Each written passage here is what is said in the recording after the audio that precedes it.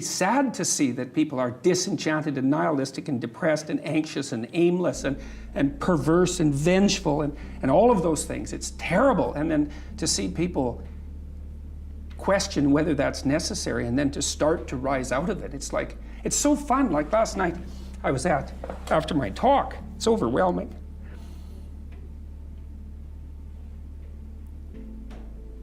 I don't usually think about these things, but I was after my talk last night, and so all these people line up, and they have their 15 seconds with me, and they're kind of tentative. They're excited and tentative when they come up to talk to me, and then they have 15 seconds of time to tell me something. I'm really listening to them, and they're hesitant about whether or not to share the good news about their life, and I think it's often because when people share good news about their life, people don't necessarily respond positively. They don't get encouragement. And people need so little encouragement. It's just unbelievable. And so they'll tell me something good, and I think, oh, that's so good. Somebody says, oh, I'm getting along way better with my father. I hadn't seen him for 10 years, and now we get along. It's like, God, great. And the power of that, you can't overstate the power of that for individuals to get their life together. The individual is an unbelievably powerful force, and every single person who gets their act together a little bit has the capacity to spread that around them. It's a chain reaction, and so it's a lovely thing to see. You have to treat yourself like you matter, because if you don't, then you don't take care of yourself, and you become vengeful and cruel. And you take it out on people around you, and you're not a positive force. None of that's good. So you suffer more, and so does everyone around you. And there's a malevolence that enters into it. None of that's good. So that's what happens if you don't treat yourself like you matter. And then, well, what happens if you don't treat other people like they matter? Well, you lie to them, you cheat them, you steal, you enter into impulsive relationships with them. They can't trust you. That doesn't go anywhere. They don't like you. You end up alone at best, and maybe like incarcerated at worst. Like that doesn't work. And so you watch the people around you who thrive, regardless of what they say, they act out the proposition that everyone matters. And then you have a functional society. And I think, okay, well, if when you act out the proposition that everyone matters, you have a functional society, maybe that's evidence that that proposition is true. It's like, I think it's true. One of the things that's really interesting about the Old Testament is that, and the Jews in the Old Testament, is that they don't take the path of Cain. Every time they're walloped by God, which is like fairly frequently, they say, we must have done something wrong and we have to set ourselves right. And that's an unbelievably heroic attitude, because that's the alternative to cursing fate. It's like you take the responsibility for failure onto yourself, and you think, well, maybe if I just had my act together a little bit more, if I took advantage of every opportunity that was put in front of me, if I wasn't resentful and bitter, then I could have done something that would have tilted the situation in a different direction. And like, that's almost inevitably true. Dostoevsky, I think, said something like, every man is responsible for everything that happens to him and everything that happens to everyone else. And that's, it's a crazy statement, right? It's a crazy statement, and he was a pretty extreme person in many, many ways. But there's a level at which that's metaphysically true, because what happens is that it's failure to act often that's the most catastrophic. I mean, it's to not do the right thing when the situation presents itself, and it's very specific.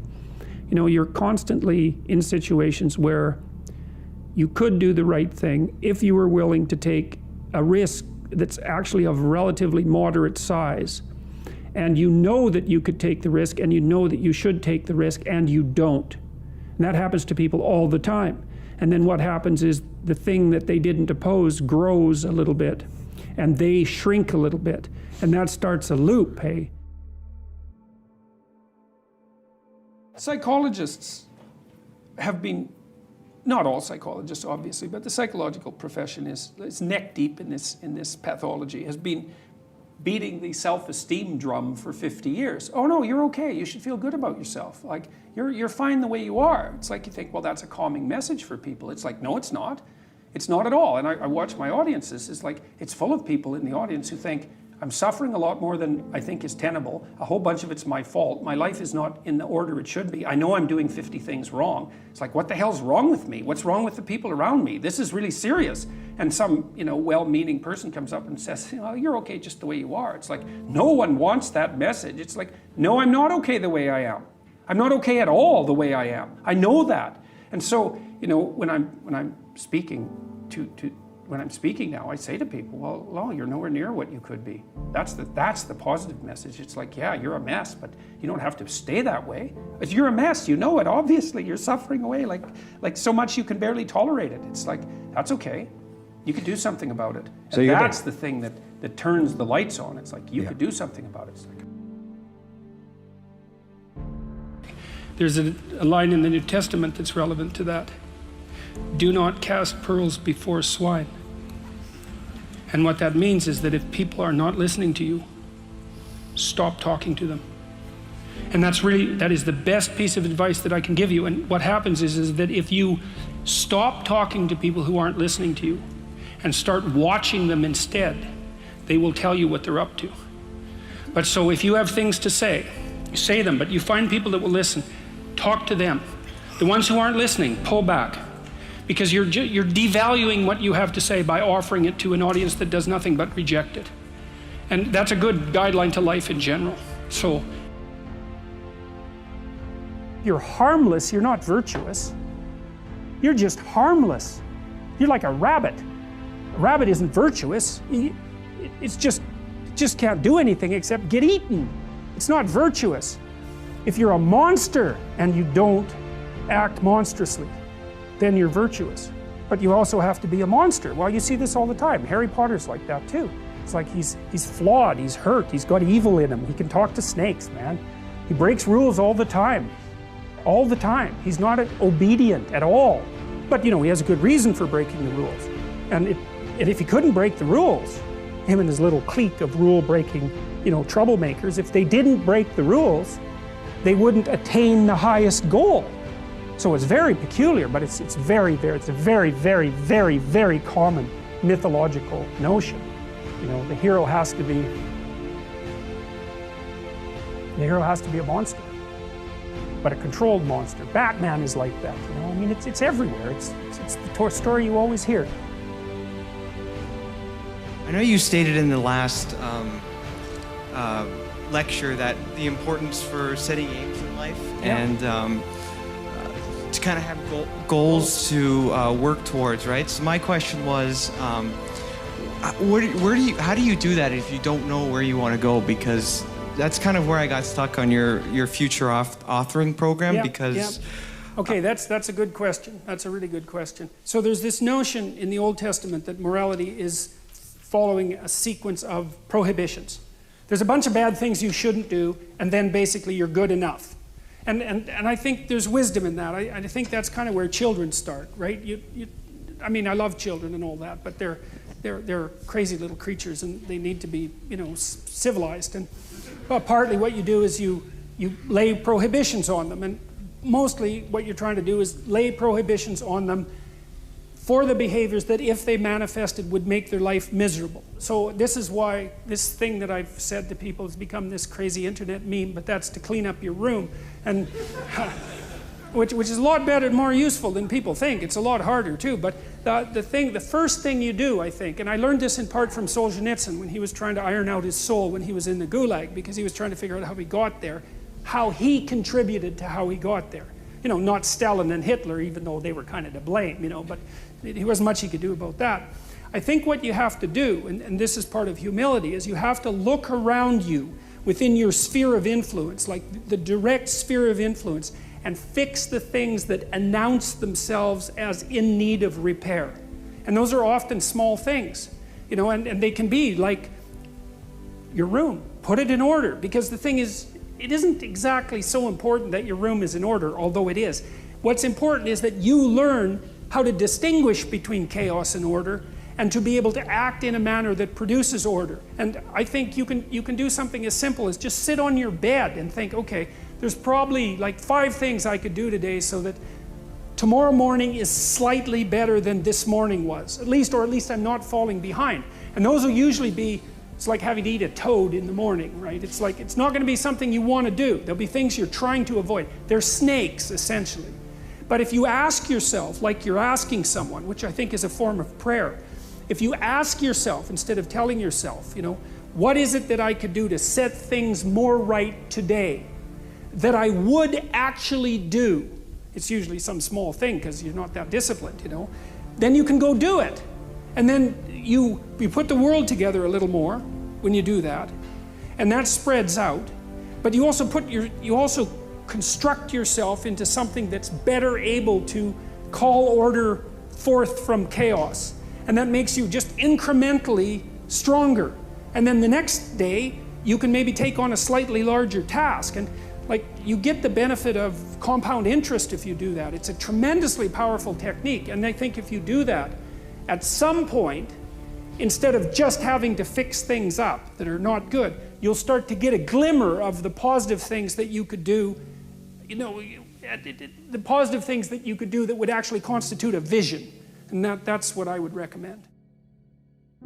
If you're hungry and you eat, well, that's good, but it's over and then you're on to the next thing, right? It's not exactly sustaining, it's just necessary. That's called consummatory reward, by the way. This other reward system is incentive reward. And the incentive reward system works on dopamine, this neurochemical dopamine, which is also the neurochemical tracks that opiates and cocaine and amphetamines, the drugs that people really like to abuse, alcohol often for some people, activate. And so you might say if you don't have enough meaning in your life, then you're more prone to addiction. And that's definitely the case, even with rats. If you take a rat and you put him in a cage by himself and he has nothing to do, and then you give him access to cocaine, he'll get addicted to the point where he won't do anything but take cocaine. But if you throw the rat back in with a bunch of other rats and he gets to do rat things, then it's very hard to get him addicted to cocaine. And so the purposeless rat is prone to addiction. Well, it's the same with human beings. Now, here's a corollary to that, which is really cool. So the magnitude of the reward you experience as you're moving towards a goal is proportionate to the importance of the goal. So that means the more important the goal you pick, the more possibility there is for the kind of reward, let's say, it's really a state of being that is life-affirming, and it is directly life-affirming in that, you know, like if you're in a football game and it's an important football game and maybe you break a finger, and you know, normally that's a problem, it hurts, and you're gonna stop doing whatever you're doing. But if you're right in the middle of the game, then you'll be so amped up on this reward system that it's analgesic, it stops the pain, it also suppresses anxiety. So if you have a purpose, then it's analgesic, it takes some of the pain out of life. It's very positive in that it motivates and energizes you and focuses you and makes you able to remember and pay attention. And it quells fear. And so those things are all direct. And so then you might think, well, what's the best possible goal? Well, and that's the purpose, I would say, of religious training and philosophical training. It's like, just what the hell are you doing in the world?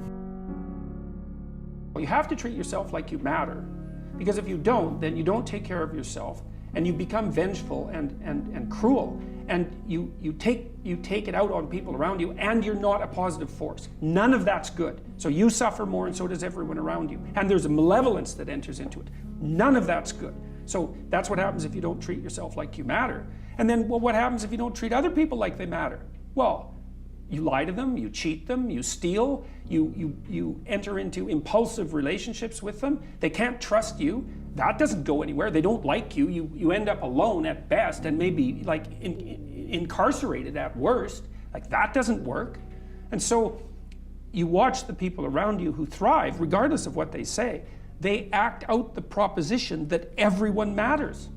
And then you have a functional society. And I think, okay, well, if when you act out the proposition that everyone matters, you have a functional society, maybe that's evidence that that proposition is true. It's like, I think it's true. Make a damn schedule and stick to it. Okay, so what's the rule with the schedule? It's not a bloody prison. That's the first thing that people do wrong. They say, well, I don't like to follow a schedule. Well, it's like, well, what kind of schedule are you setting up? Well, I have to do this, then I have to do this, then I have to do this, you know, and then I just go play video games, because who wants to do all these things that I have to do? It's like, wrong. Set the damn schedule up so that you have the day you want. That's the trick. It's like, okay, I've got tomorrow. If I was going to set it up so it was the best possible day I could have, practically speaking, what would it look like?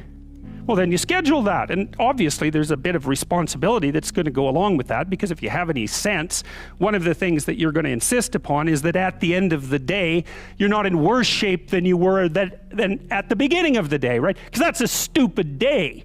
If you have a bunch of those in a row, you just dig, you dig yourself a hole and then you bury yourself in it. It's like, sorry, that's just not a good strategy.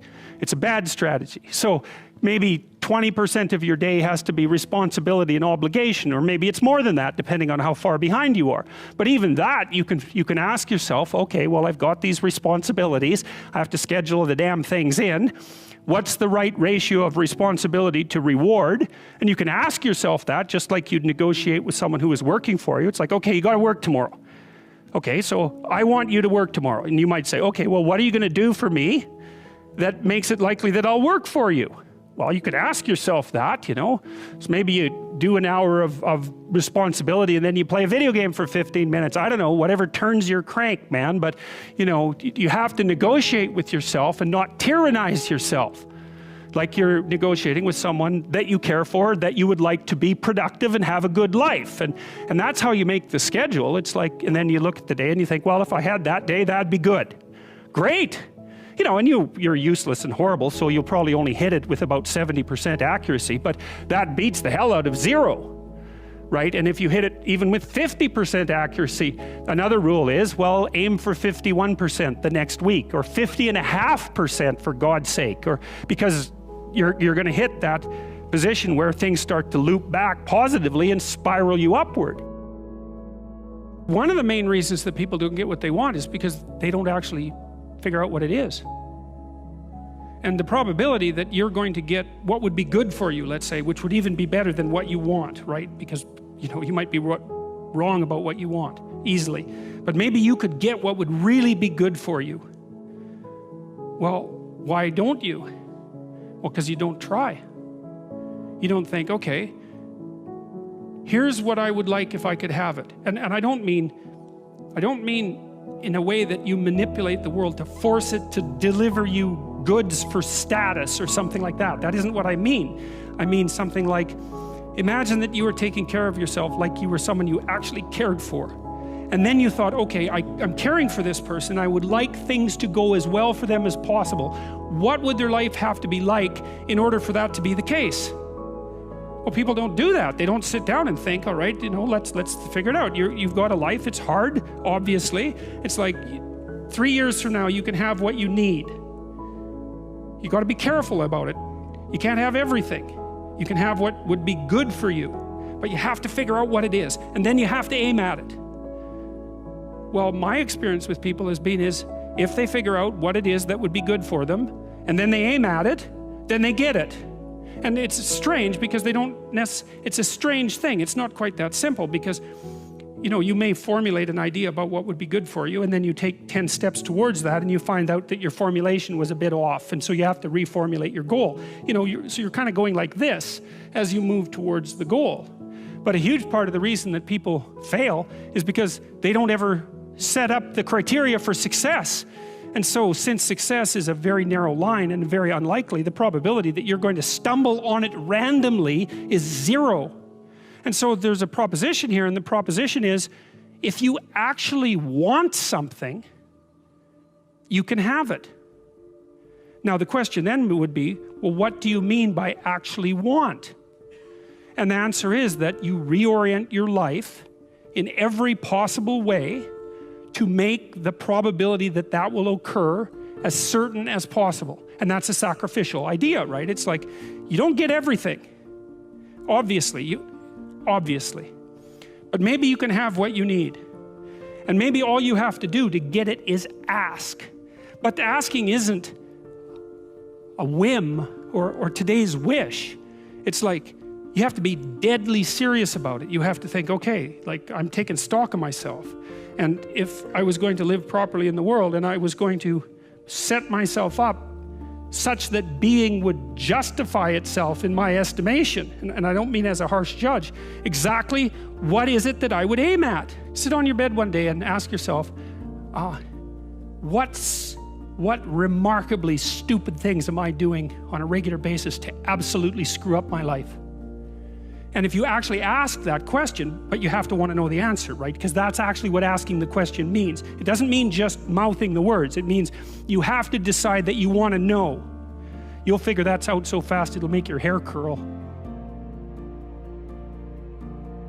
Stop doing the things that you know are wrong that you could stop doing. Right? So it's a fairly limited attempt. First of all, we're not going to say that you know what the good is or what the truth is in any ultimate sense. But we will presume that there are things that you're doing that for one reason or another you know are not in your best interests. There's something about them that you just know you should stop. They're kind of self-evident to you. Other things you're going to be doubtful about. You're not going to know which way is up and which way is down. But there are things that you're doing that you know you shouldn't do. Now, some of those you won't stop doing for whatever reason. You don't have the discipline, or maybe there's a secondary payoff, or you don't believe it's necessary, or it's too much of a sacrifice, or you're angry or resentful or afraid. Who knows? So forget about those for now. But there's another subset that you could stop doing. It might be a little thing. Well, that's fine. Stop doing it and see what happens. And what'll happen is your vision will clear a little bit. And then something else will pop up in your field of apprehension that you will also know you should stop doing, and that you could stop doing, because you strengthened yourself a bit by stopping doing the particular stupid thing that you were doing before. That just puts you together a little bit more. And you could do that repeatedly for an indefinite period of time. And you know, that doesn't necessarily mean that you're going to ever be able to formulate a clear and final picture of what constitutes the truth and the good. But it does mean that you'll be able to continually move away from what's untruth and what's bad. And you know, that's not a bad start. The next best predictor of lifetime success is conscientiousness. Well, so, and of the two aspects of conscientiousness, say orderliness and industriousness, the better predictor is industriousness. So the question is, well, what can you do about your industriousness? And the answer to that is, well, that's kind of rough too, because there's a strong genetic component. But you can work on micro habits with regards to your conscientiousness. And I think the best micro habits, this is partly to do with this future authoring program processes, I think the best thing you can do with regards to your conscientiousness is to set up some aims for yourself, goals that you actually value. And the future authoring program helps people do that. And basically, it does a situational analysis of, it helps you do a situational analysis of your life more than a psychological analysis, I would say. And so the questions are something like, well, all right, you're going to have to put some effort into your life. And you need to be motivated to do that. And so what are the potential sources of motivation? Well, you could think about them in the big five manner. You know, if you're extroverted, you want friends. If you're agreeable, you want an intimate relationship. If you're disagreeable, you want to win competitions. If you're open, you want to engage in creative activity. If you're high neuroticism, you want security. Okay, so those are all sources of potential motivation that you could draw on, that you could tailor to your own, you know, your own personality. But then there are dimensions that you want to consider your life across. And so we ask people about, well, you know, if you could have your life the way you wanted it in 3 to 5 years, if you were taking care of yourself properly, you know, what would you want from your friendships? What would you want from your intimate relationship? How would you like to structure your family? What do you want for your career? Well, how are you going to use your time outside of your job? And how are you going to regulate your mental and physical health, and maybe also your drug and alcohol use? Because that's a good place to auger down, you know, because alcoholism, for example, wipes out, you know, 5 to 10% of people. So you want to keep that under control. And then so maybe, you know, you develop a vision of what you would like your life to be, and that associates the goal. Well, once the goal is established, and then you break down the goal into micro processes that you can implement, the micro processes become rewarding in proportion in relation to their causal association with the goal, and that tangles in your incentive reward system. You know, we talked about the dopaminergic incentive reward system, and that's the thing that keeps you moving forward. And the way it works is that it works better if it produces positive emotion when it can see you moving towards a valued goal. Okay, well, what's the implication of that? Better have a valued goal, because otherwise you can't get any positive motivation working out. And so the more valuable the goal, in principle, the more the micro processes associated with that goal start to take on a positive charge. And so what that means is, well, you get up in the morning and you're excited about the day, you're ready to go. And so as far as I can tell, what you do is you specify your long-term ideal. Maybe you also specify a place you want to stay the hell away from, so that you're terrified to fail as well as excited about succeeding, because that's also useful. You specify your goal. You do that in some sense as a unique individual. You want to specify goals that make you say, oh, if that could happen as a consequence of my efforts, it would clearly be worthwhile. Because the question always is, why do something?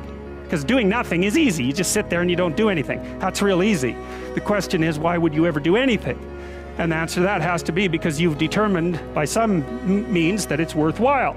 And then the next question might be, well, where should you look for worthwhile things? And one would be, well, you could consult your own temperament. And the other would be, well, you kind of look at what it is that people accrue that's valuable across the lifespan. So you do a structural analysis of the subcomponents of human existence, and I already did that. You need a family, you need friends. Like, you don't need to have all these things, but you better have most of them. Family, friends, career, educational goals, plans for, time outside of work, attention to your mental and physical health, etc.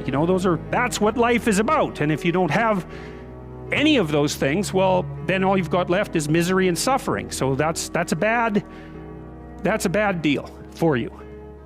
So once you set up that goal structure, let's say, and that's really in many ways that's what you should be doing at university. That's exactly what you should be doing, is trying to figure out who it is that you're trying to be, right? And you aim at that, and then you use everything you learn as a means of building that person that you want to be. And I really mean want to be. I don't mean should be, even those things are going to overlap. And it's important to distinguish between those, because that's partly, and this is back down to the micro routine analysis. So if I was saying, well, you're going to try to make yourself more industrious. Okay, number one, specify your damn goals, because how are you going to hit something if you don't know what it is? That isn't going to happen. And often people won't specify their goals too, because they don't like to specify conditions for failure. So if you keep yourself all vague and foggy, which is real easy, because that's just a matter of not doing as well, then you don't know when you fail. And people might say, well, I really don't want to know when I fail because that's painful. So I'll keep myself blind about when I fail. That's fine, except you'll fail all the time then. You just won't know it until you've failed so badly that you're done. And that can easily happen by the time you're 40. So I would recommend that you don't let that happen. So that's willful blindness, right? You could have known, but you chose not to.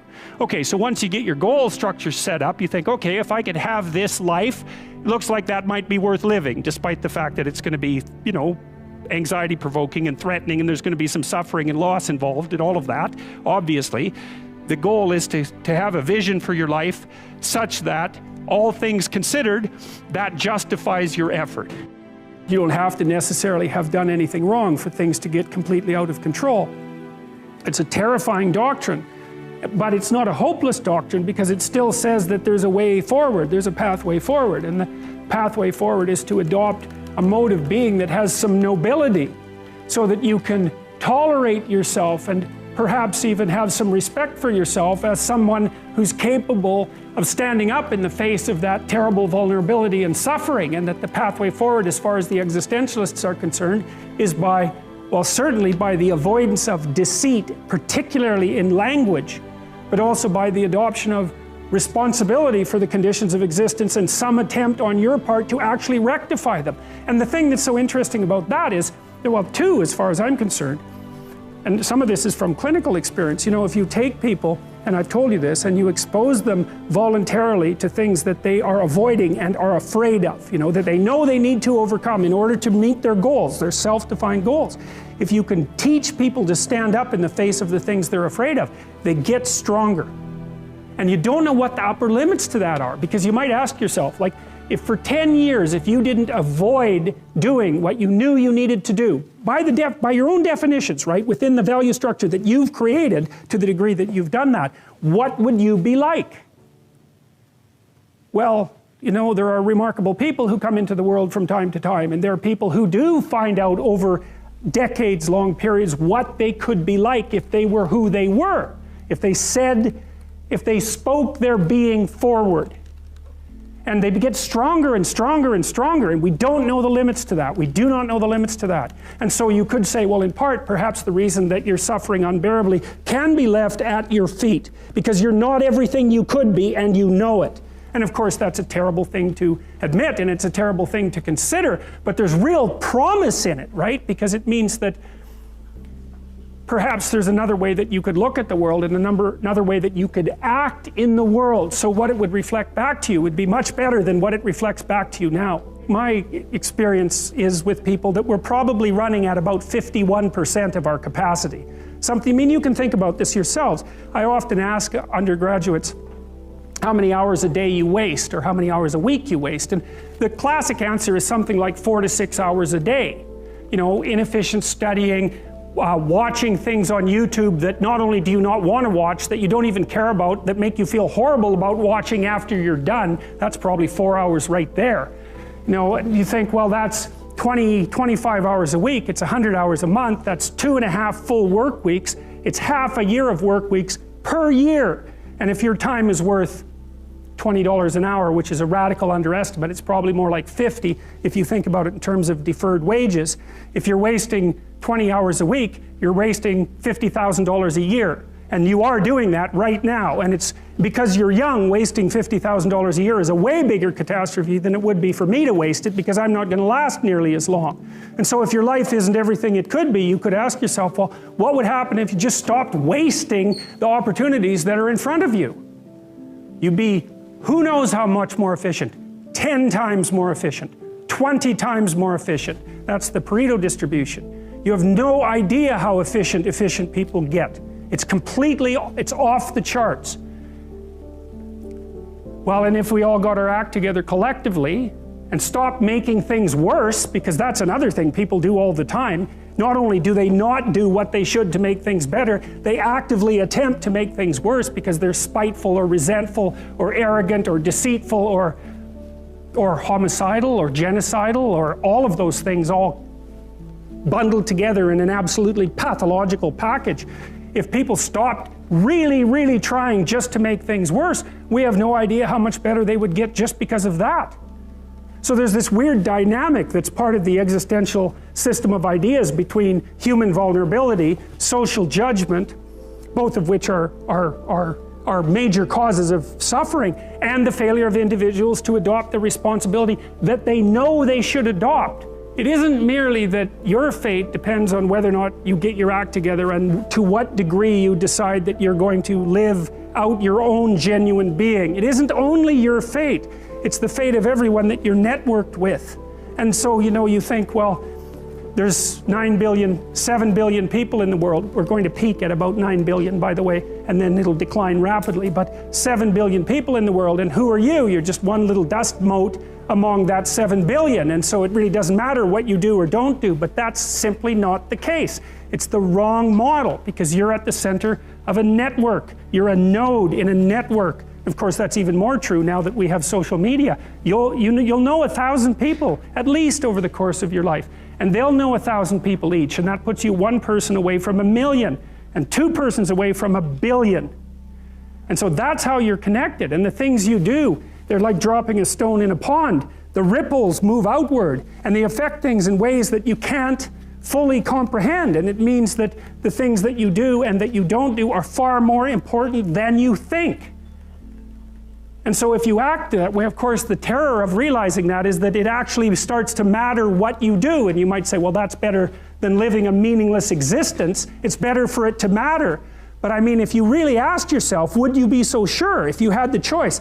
I can live with no responsibility whatsoever. The price I pay is that nothing matters. Or I can reverse it and everything matters. But I have to take the responsibility that's associated with that. It's not so obvious to me that people would take the meaningful path. You know, when you say, well, nihilists suffer dreadfully because there's no meaning in their life and they still suffer. Yeah, but the advantage is they have no responsibility.